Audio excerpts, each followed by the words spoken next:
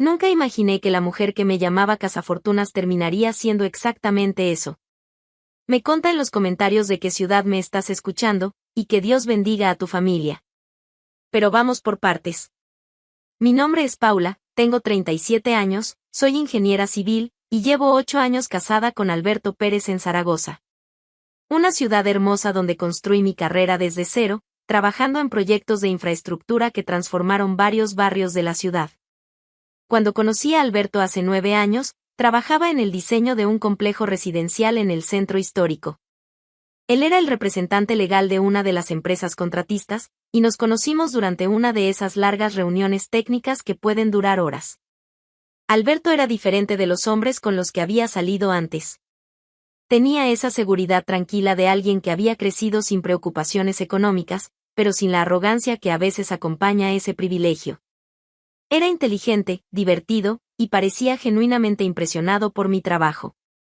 Nunca había conocido a una mujer que entendiera de estructuras como tú, me había dicho después de nuestra tercera reunión, cuando ya había encontrado excusas para prolongar nuestras conversaciones profesionales. Nunca había conocido a un abogado que realmente escuchara lo que los ingenieros tenemos que decir, le respondí. Comenzamos a salir durante el tiempo que duró el proyecto. 6 meses de construcción que se convirtieron en 6 meses de conocernos, de descubrir que teníamos más en común de lo que había esperado. Alberto venía de una familia acomodada de Zaragoza. Su padre había sido un exitoso empresario del sector textil hasta su muerte 5 años antes de que nos conociéramos. Su madre, Marisa, había heredado no solo el patrimonio familiar, sino también la responsabilidad de mantener el estatus social que su marido había construido. Cuando Alberto me llevó a conocer a su familia por primera vez, pensé que había encontrado no solo un compañero, sino también una familia que podría llegar a apreciarme. La casa de los Pérez en el barrio de La Romareda era exactamente lo que esperarías de una familia de clase alta zaragozana, elegante sin ser ostentosa, tradicional pero cómoda, con esos detalles que solo vienen de generaciones de buen gusto y recursos suficientes. Marisa me recibió con cortesía perfecta. Era una mujer de 54 años entonces, impecablemente vestida, con esa elegancia que requiere tanto dinero como educación. Me hizo todas las preguntas apropiadas sobre mi familia, mi carrera, mis planes futuros. Durante esa primera visita, pensé que había causado una buena impresión. Marisa parecía interesada en mi trabajo, hacía comentarios positivos sobre lo inusual que era encontrar a una mujer en mi campo, y me trataba con la cortesía que mostraría a cualquier invitada respetable. Pero durante los meses siguientes, comencé a notar sutilezas en su trato conmigo que no había percibido inicialmente. Cuando hablaba de mi carrera con sus amigas, siempre la presentaba como algo temporal, como si fuera un pasatiempo que abandonaría una vez que me casara y tuviera hijos. Cuando mencionaba mi casa, siempre agregaba detalles sobre lo pequeña que era comparada con las casas familiares de sus otros hijos. Alberto tenía 2 hermanos mayores, ambos casados con mujeres que Marisa claramente prefería. Isabel era ama de casa, dedicada completamente a criar a sus 3 hijos y a apoyar la carrera política de su marido en el ayuntamiento. Carmen trabajaba medio tiempo como profesora de piano, pero siempre dejaba claro que su trabajo era secundario comparado con sus responsabilidades familiares. Ambas trataban a Marisa con una deferencia que rayaba en la adoración. Le pedían consejos sobre todo, desde cómo decorar sus casas hasta cómo disciplinar a sus hijos. La consultaban antes de tomar cualquier decisión importante, y siempre la incluían en sus planes sociales. Yo, desde el principio, mantuve una relación más independiente con mi futura suegra. La trataba con respeto, pero no sentía la necesidad de pedirle permiso para las decisiones de mi vida adulta. Participaba en las reuniones familiares, pero no abandoné mis propias amistades y rutinas para acomodar completamente el cronograma social de los Pérez. Esta independencia, que Alberto parecía admirar cuando estábamos solos, claramente molestaba a Marisa. Después de nuestro matrimonio, las tensiones se volvieron más evidentes. Marisa había esperado que el matrimonio me transformara en el tipo de nuera que había conseguido con sus otros hijos, dependiente, deferente, y completamente integrada en la órbita familiar bajo su supervisión. Cuando eso no pasó, comenzaron los comentarios. Al principio eran sutiles. Observaciones sobre lo mucho que trabajaba, preguntas sobre cuándo iba a reducir mis horas para dedicar más tiempo a la familia, comentarios sobre lo cansada que me veía después de días largos en el trabajo. Paula, querida, ¿no crees que Alberto necesita más atención en casa?, me preguntaba durante las cenas familiares dominicales. Alberto y yo compartimos las responsabilidades domésticas, respondía yo. Ambos trabajamos, ambos contribuimos. Por supuesto, por supuesto. Pero los hombres necesitan sentir que sus esposas los priorizan. Alberto sabe que es mi prioridad. También sabe que mi trabajo es importante para mí. Sin duda. Solo digo que el equilibrio es importante.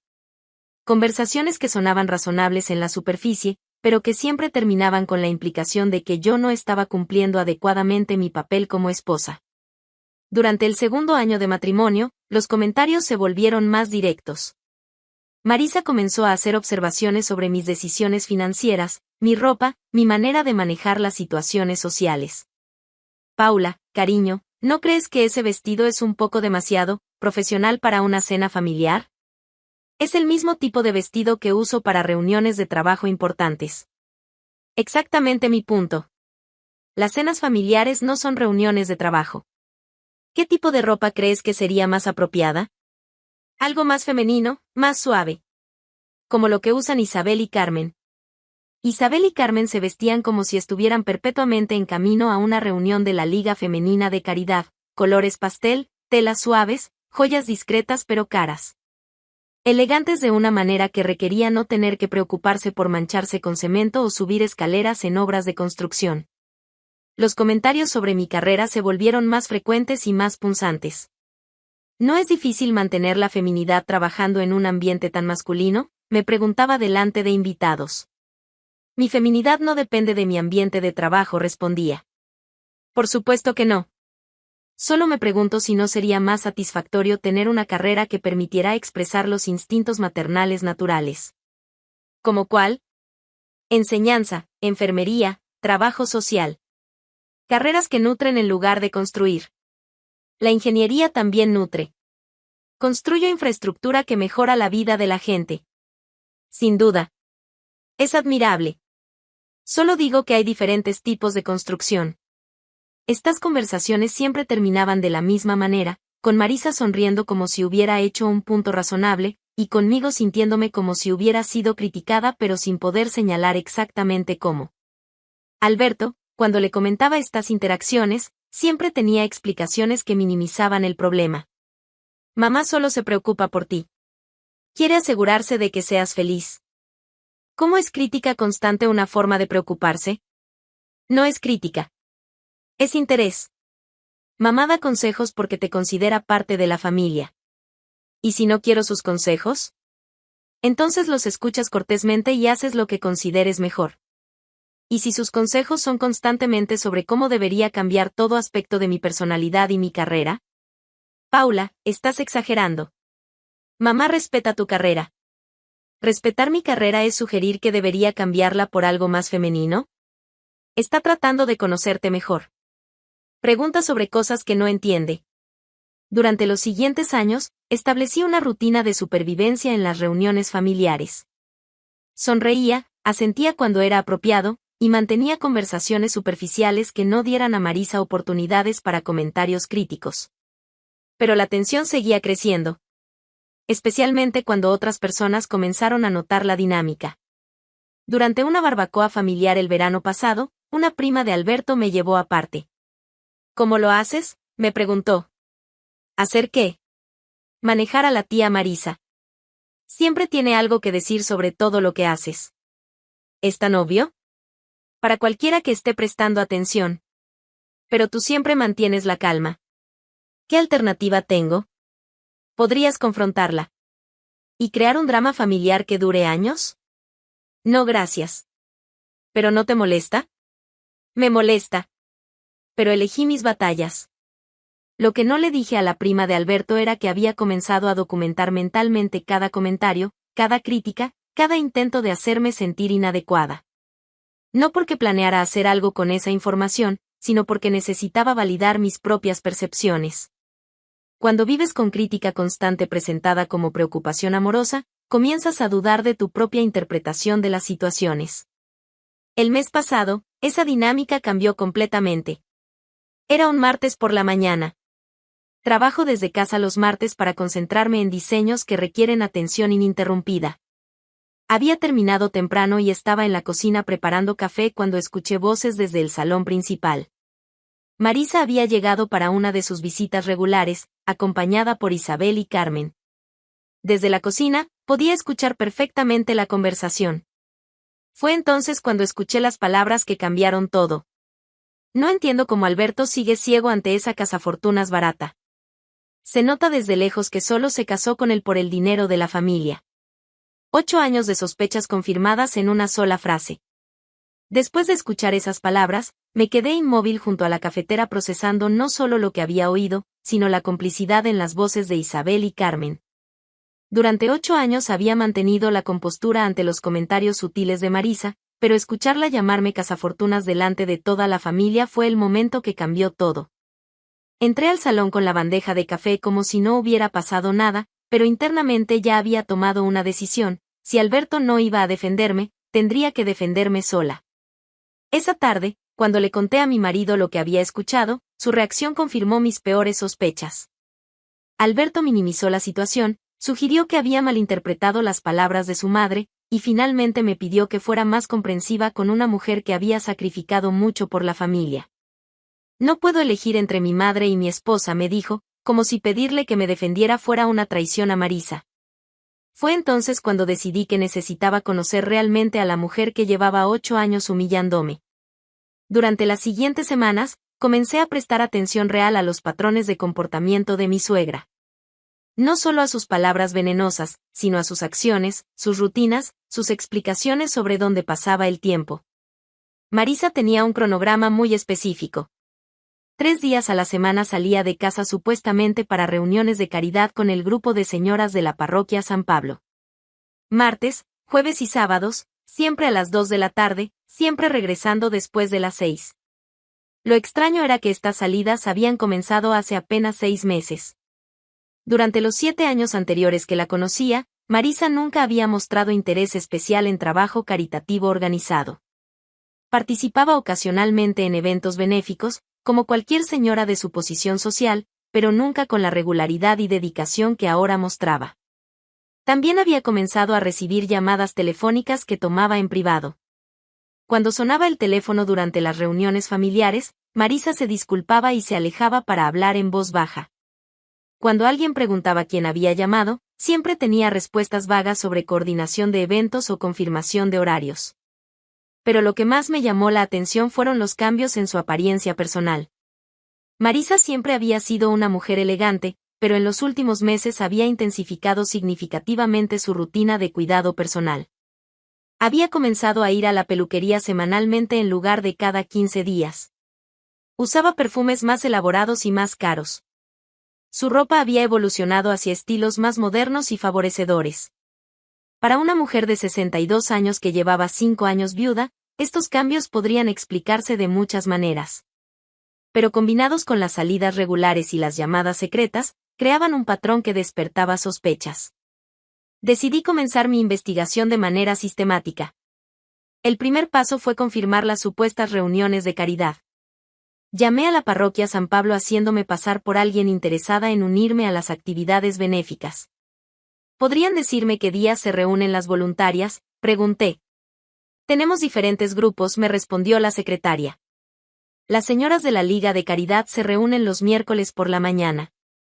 El grupo de visitas a enfermos se coordina los viernes. ¿Qué tipo de trabajo caritativo le interesa? Cualquier actividad donde participe la señora Marisa Pérez. ¿Marisa Pérez? No me suena ese nombre entre nuestras voluntarias regulares. ¿Está segura de que participa en nuestra parroquia? Pensé que sí, pero tal vez me confundí de iglesia. Es posible. Hay muchos grupos caritativos en diferentes parroquias de la ciudad. Llamé a 3 parroquias más. Ninguna tenía registro de Marisa como voluntaria activa. Esto confirmó que las reuniones de caridad eran una invención. ¿Pero dónde pasaba realmente esas horas 3 veces por semana? Decidí seguirla. El martes siguiente, me tomé la tarde libre del trabajo y me posicioné discretamente cerca de la casa de Marisa. A las 2 en punto, salió vestida con más elegancia de la necesaria para una reunión de señoras mayores. Falda de corte moderno, blusa de seda, zapatos de tacón, y ese perfume caro que había comenzado a usar recientemente. La seguí manteniendo distancia suficiente para no ser detectada. En lugar de dirigirse hacia alguna iglesia o centro comunitario, Marisa condujo directamente al centro histórico de Zaragoza y estacionó cerca del Café Central, uno de los establecimientos más elegantes de la zona. Desde mi posición, pude verla entrar al café, pero no pude observar con quién se reunía sin exponer mi presencia. El jueves repetí el ejercicio. Misma rutina, salida elegante a las 2, dirección al centro de la ciudad, pero esta vez se dirigió al Hotel Palafox y desapareció en el lobby. El sábado fue diferente. Marisa condujo hasta un barrio residencial que no conocía, estacionó frente a una casa moderna de clase media, y entró usando su propia llave. Su propia llave. Marisa tenía acceso a una casa que claramente no era suya.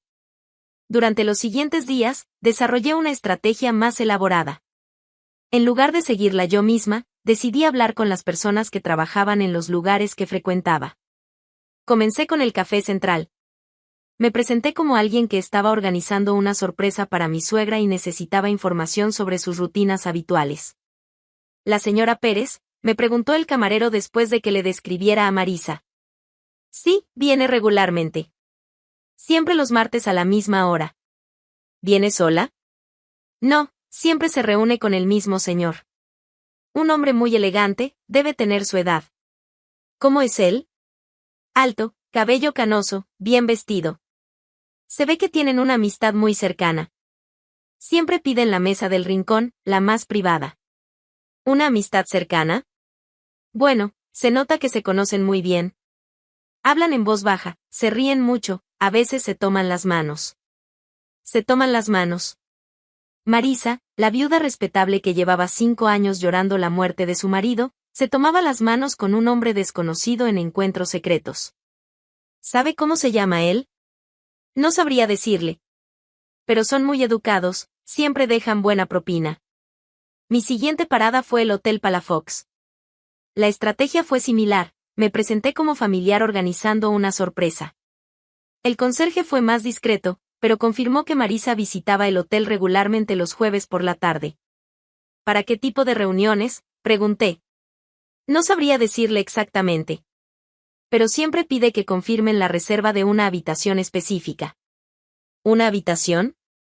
Sí, una suite en el 4º piso. Reservada siempre por el mismo señor. Una suite reservada por un hombre. Los jueves por la tarde. Durante varias horas. La evidencia se estaba acumulando, pero necesitaba más detalles concretos. Decidí investigar la casa donde Marisa había entrado con su propia llave. Conduje hasta el barrio y comencé a hablar con vecinos, haciéndome pasar por alguien interesada en propiedades de la zona. Una vecina mayor que cuidaba jardín en la casa de enfrente fue particularmente comunicativa. ¿Conoce a la gente que vive en esa casa?, le pregunté señalando hacia donde había visto entrar a Marisa. Don Ricardo vive ahí desde hace 3 años.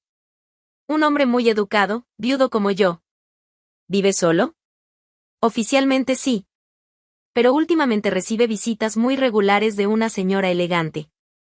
¿Cómo es ella? Una mujer distinguida, debe tener 60 y pocos años. Muy bien arreglada siempre. Viene 3 veces por semana y se queda varias horas. Parece que son amigos. La vecina sonrió con complicidad.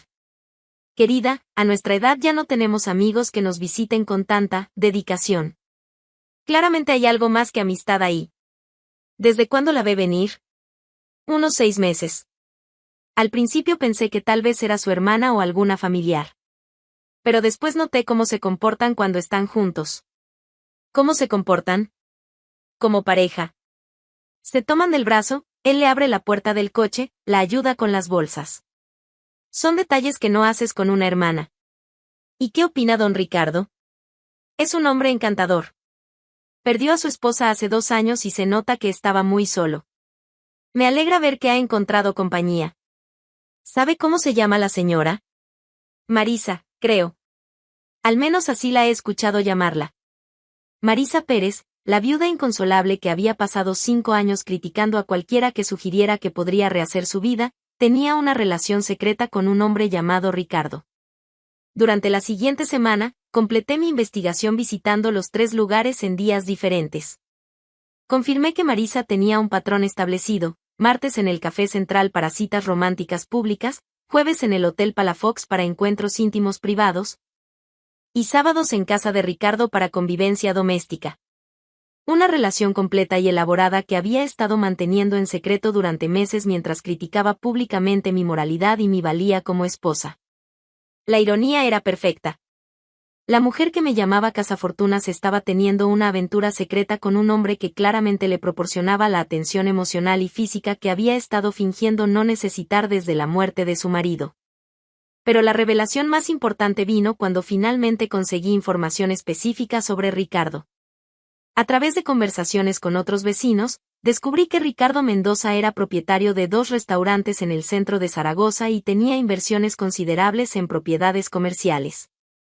Un hombre próspero que, después de enviudar, había encontrado en Marisa una compañera que apreciaba tanto su compañía como su estabilidad financiera. Marisa Pérez, la mujer que me acusaba de casarme por dinero, estaba en una relación con un hombre significativamente más rico que la familia de su difunto esposo. Tenía toda la información que necesitaba.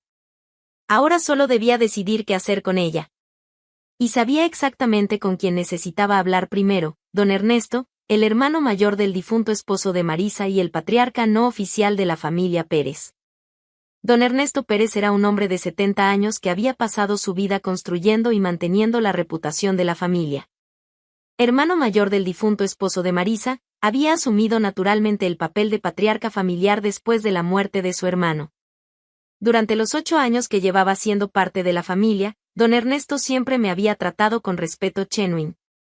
A diferencia de Marisa, él parecía valorar mi independencia profesional y nunca había mostrado incomodidad con el hecho de que yo no encajara en el molde tradicional de las esposas Pérez.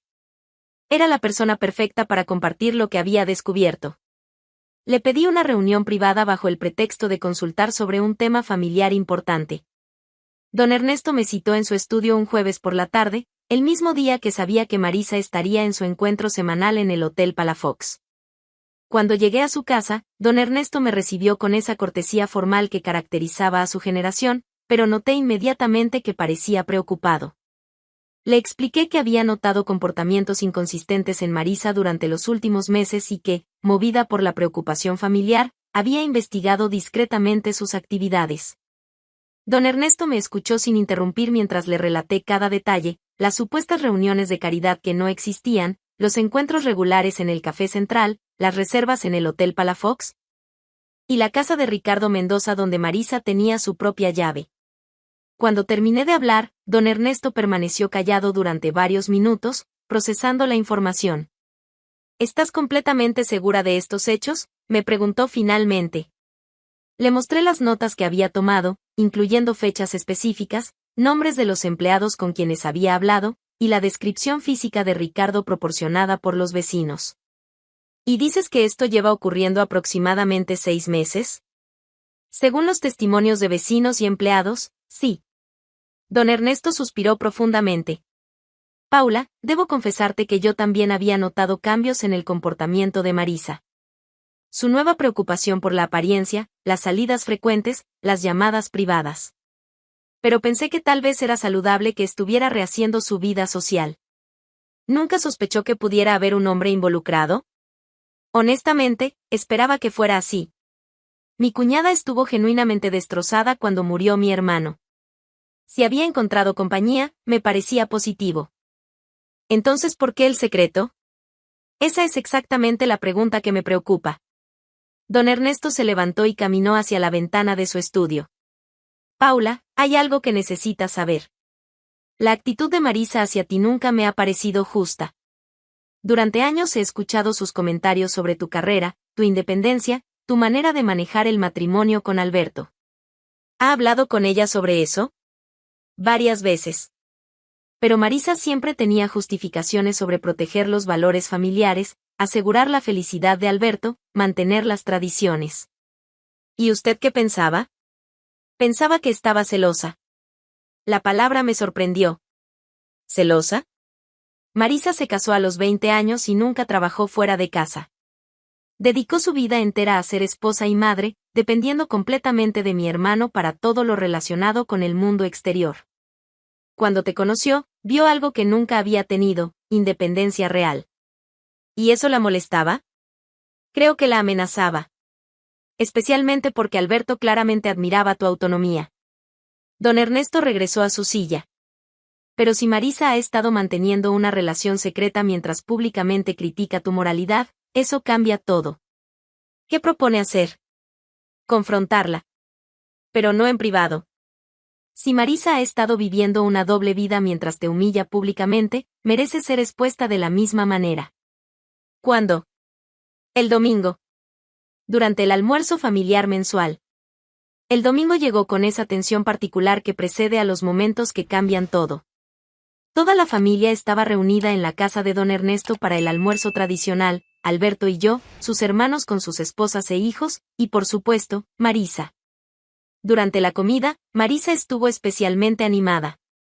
Había llegado con un vestido nuevo y ese perfume caro que ahora sabía que usaba para sus encuentros con Ricardo. Parecía relajada, confiada, completamente inconsciente de que su mundo estaba a punto de colapsar. Como era habitual, comenzó a hacer comentarios sutiles sobre mí durante la sobremesa. Paula, querida, te ves cansada últimamente. ¿No crees que tal vez estás trabajando demasiado? Me siento bien, Marisa. Gracias por preguntar. Es que una mujer necesita equilibrio. No puede vivir solo para el trabajo. Por supuesto. El equilibrio es importante para todo el mundo. Exactamente. Una debe tener tiempo para las cosas realmente importantes. La familia, las relaciones, las actividades que nutren el alma. Fue entonces cuando don Ernesto decidió intervenir. Hablando de actividades que nutren el alma, Marisa, cuéntanos más sobre tu trabajo caritativo reciente. Marisa se puso ligeramente rígida, pero mantuvo su sonrisa. ¿Qué quieres saber, Ernesto? Bueno, pasas tanto tiempo en esas reuniones benéficas. Los martes, jueves y sábados, ¿verdad? Sí, es muy gratificante ayudar a la comunidad. ¿En qué parroquia dijiste que participabas? Por primera vez, vi un destello de pánico en los ojos de Marisa. En San Pablo. Con las señoras de la Liga de Caridad. Don Ernesto asintió con aparente interés. Qué curioso. Ayer hablé con el párroco de San Pablo. Me dijo que no tienen ninguna liga de caridad que se reúna martes, jueves y sábados. El silencio en la mesa fue absoluto. Todos los presentes se dieron cuenta de que algo importante estaba sucediendo. Debe haber una confusión, murmuró Marisa. Sí, debe haberla, continuó don Ernesto. Porque también me dijeron que no tienen registro de ninguna voluntaria llamada Marisa Pérez. Ernesto, no entiendo a qué viene esto. A que durante 6 meses has estado mintiendo a toda la familia sobre dónde pasas tu tiempo. Alberto finalmente encontró su voz. ¿De qué están hablando? Don Ernesto se dirigió a toda la familia. Marisa no ha estado participando en actividades de caridad.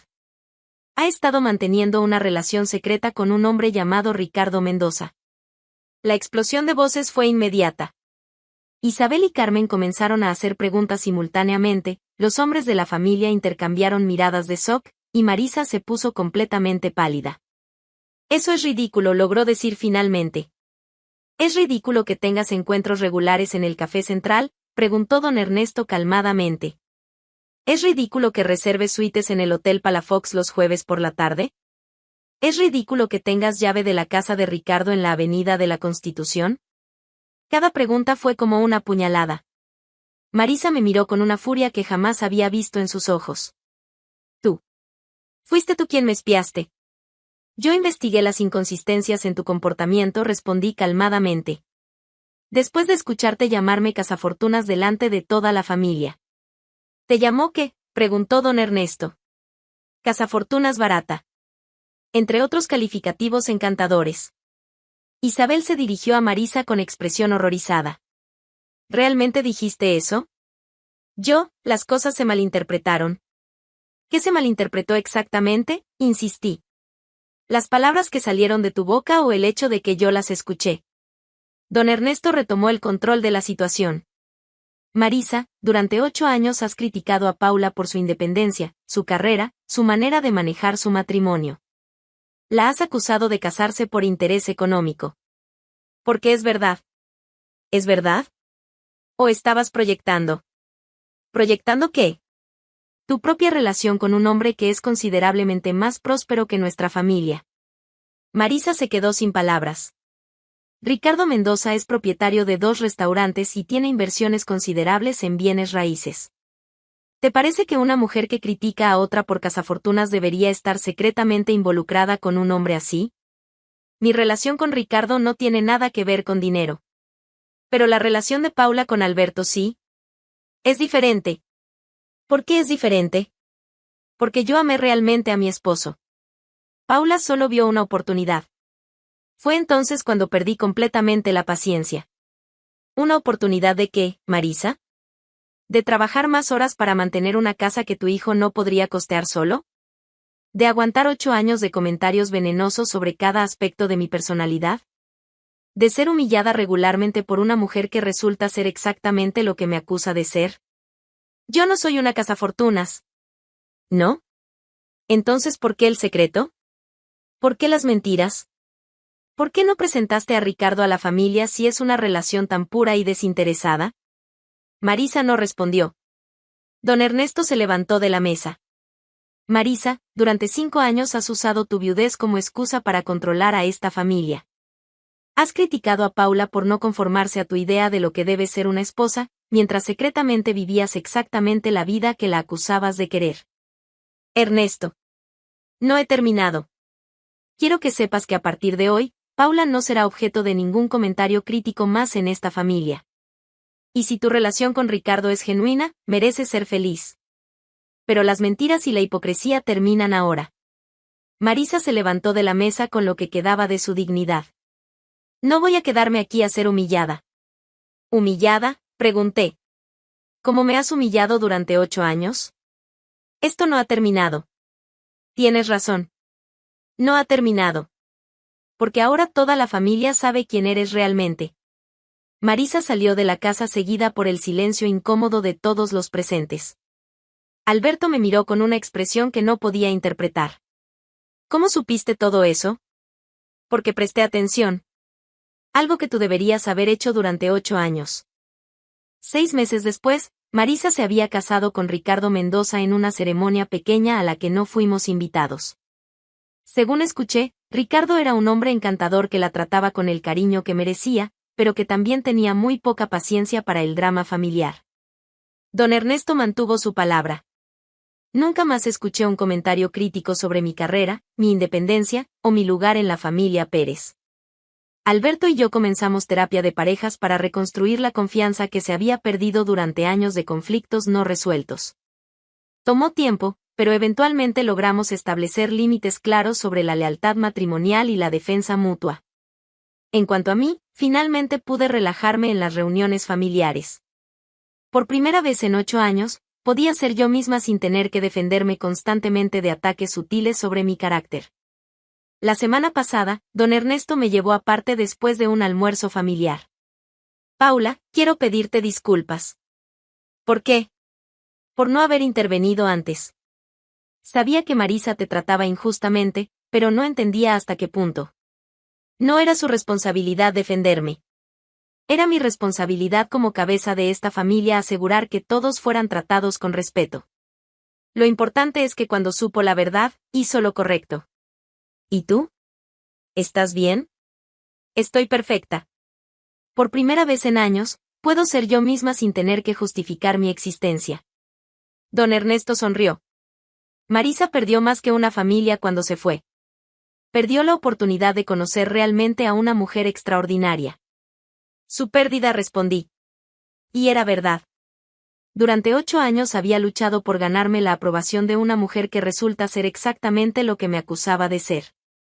Ahora, finalmente libre de esa toxicidad, podía ver claramente lo que siempre había sido cierto: yo no necesitaba la aprobación de Marisa para ser valiosa. Ella necesitaba mi respeto para mantener su fachada. Y eso era algo que ya nunca volvería a tener.